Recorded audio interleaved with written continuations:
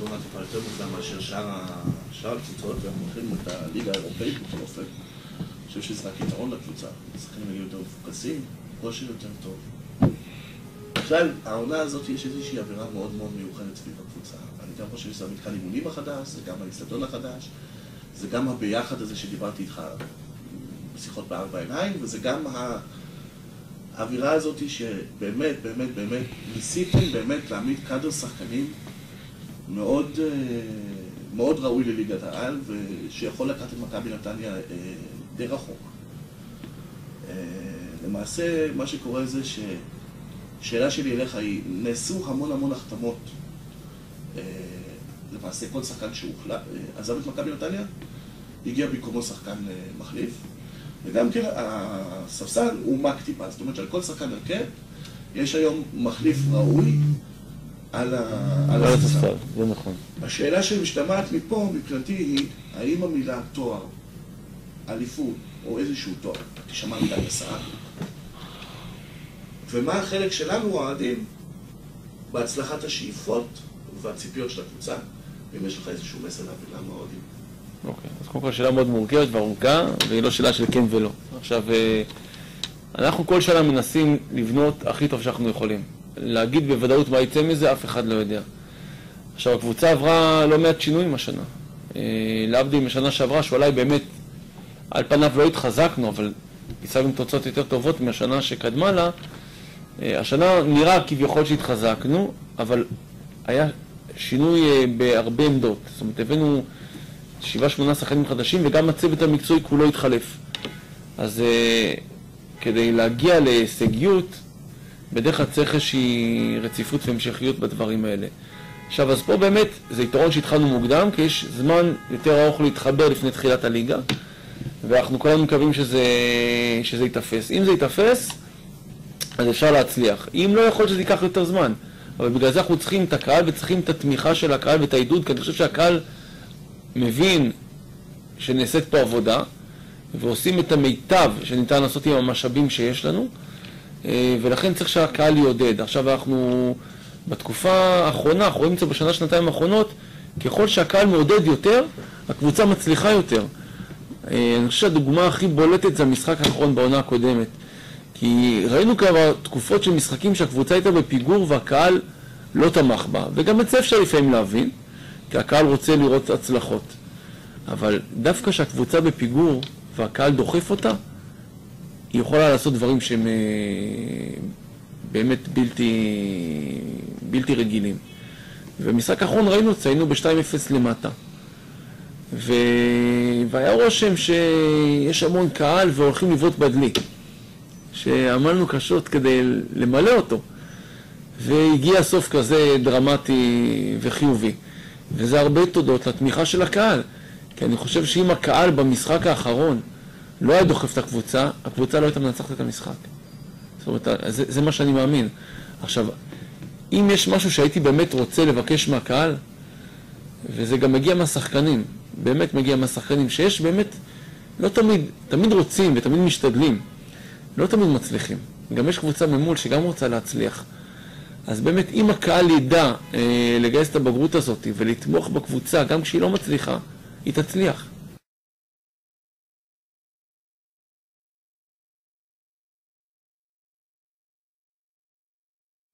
ולא תמיד ההחלטות האלה הן החלטות קלות.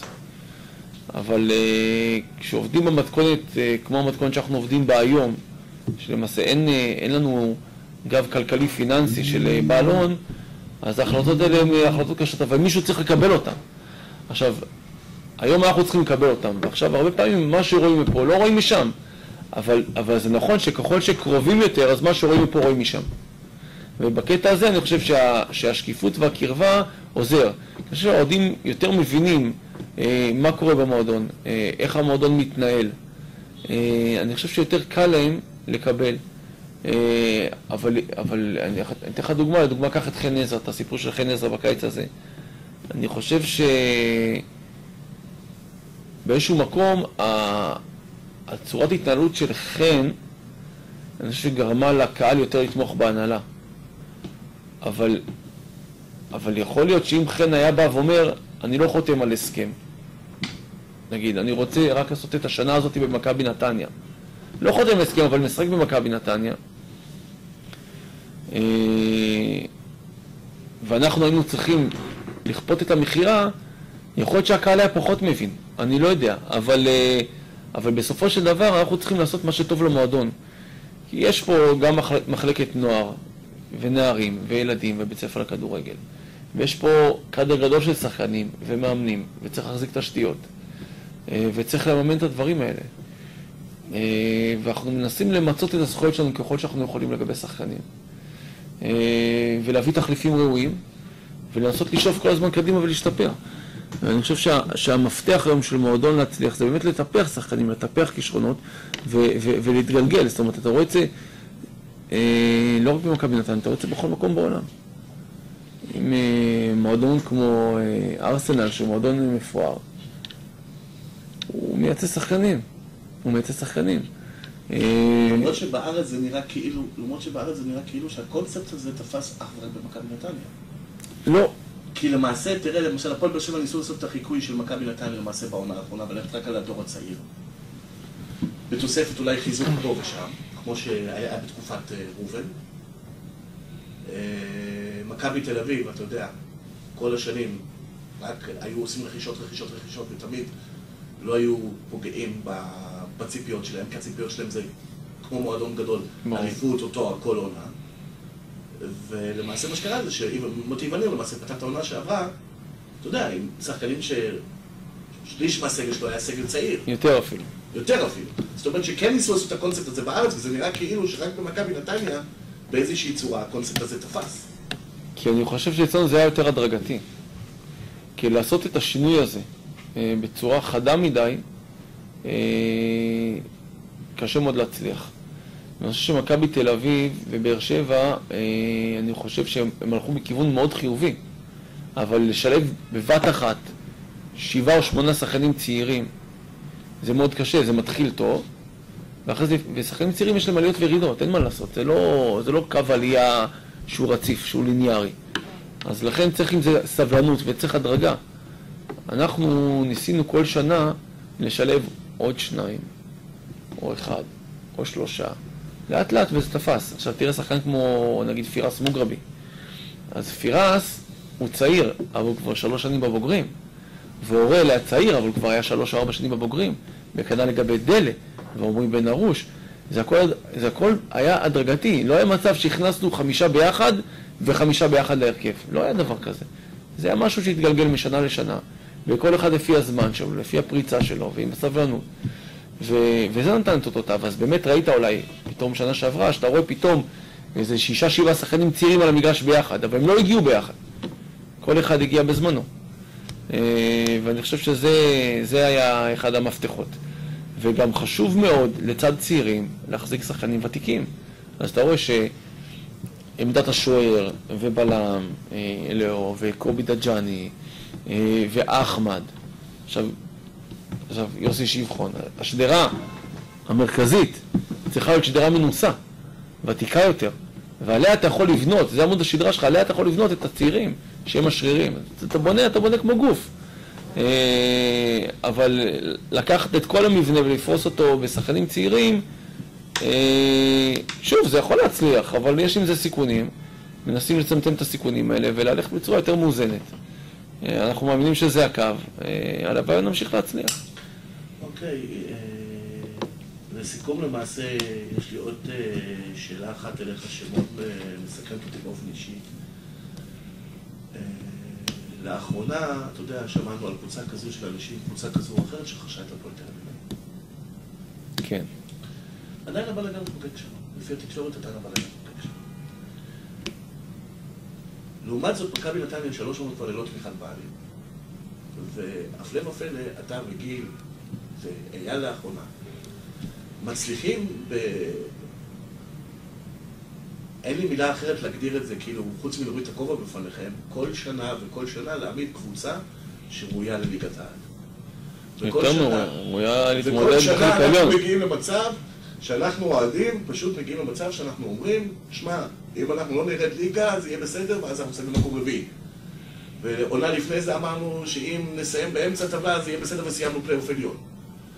והעונה הזאת פתאום מתחילים לדבר על טיפה יותר גבוה, אולי נסיים מקום רביעי, נסיים מקום שלישי, אלא רוצים כל הזמן...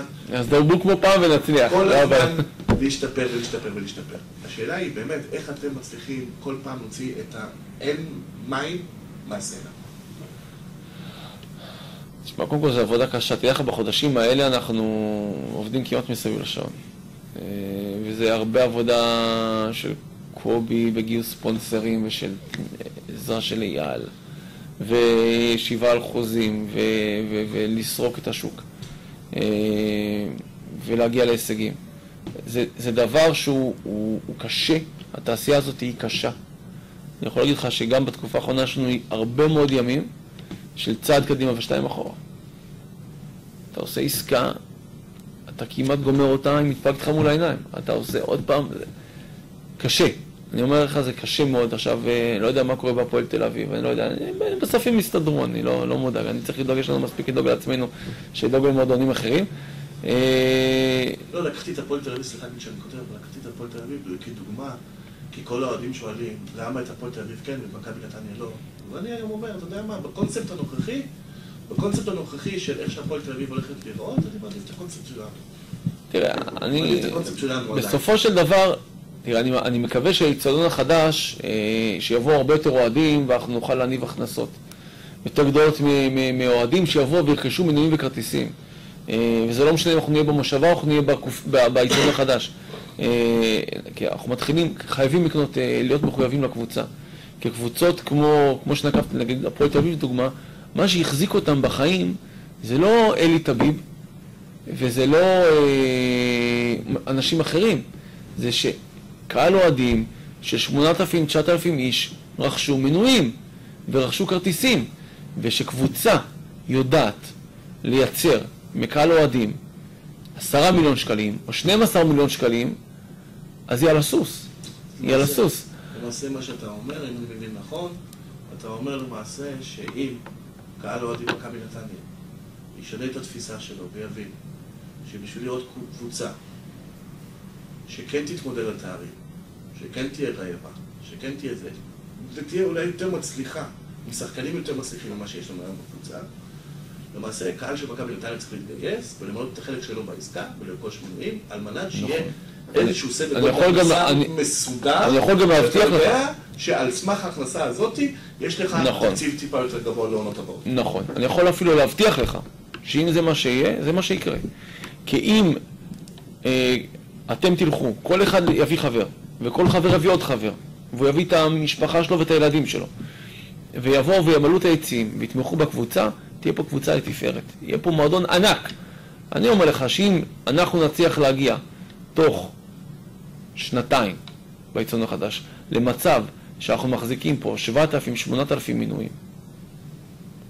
אפילו 6,000 מנויים, תהיה פה קבוצה לתפארת. תהיה פה קבוצה לתפארת. כי זה המפתח. תראה, אני יכול להגיד לך, אני מכיר דוחות כספיים של קבוצות בליגת העל, אני יכול להגיד לך, אתה מדבר איתי עם מכבי נתניה, הפועל תל אביב, ואתה רואה כתבות שהתפרסמו בסכסוכים בין טביב לבין הראל, שמדברים אחד אמר, אני השקעתי ב8 שנים 8 מיליון שקלים. אני אומר לך, דניאל יאמר השקיע פי 3 בשנה אחת.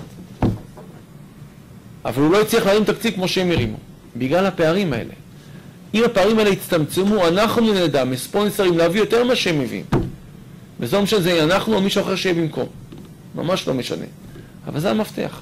כי אם ההכנסות מהאוהדים יגדלו, ואני אומר לך, גם יציאים רגילים וגם אוהדים שיש להם אמצעים, יקנו כרטיסים ליציע כבוד, אנחנו נוכל ליצור פה מועדון שיתמודד בשווה מול מועדונים כמו הפועל תל אביב ומכבי תל אביב ומכבי חיפה.